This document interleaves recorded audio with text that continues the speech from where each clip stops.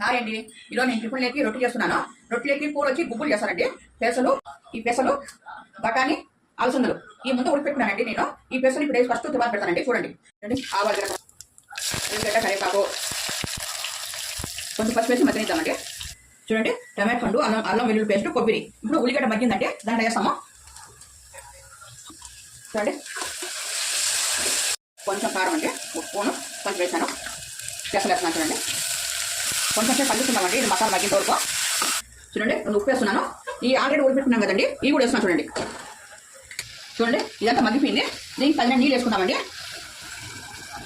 ఇప్పుడు నీళ్ళు వేస్తాం కదా, తగిన నీళ్ళు. ఇప్పుడు ఒకే ఒక విజిల్ అండి. చూడండి ఒక విజిల్ అయిపోయింది. నేను తీసి చూద్దాము. చూడండి కరెక్ట్ సరిపోయింది కూర. రెడీ అయిపోయిందండి కూర. అంతే. ఇది చపాతీలకి, రొట్టెలకి చాలా బాగుంటుందండి. మీకు ట్రై చేసి చేసుకొని తిని ఎలా ఉందో కామెంట్ బాక్స్లో పెట్టండి. Please like and share, subscribe.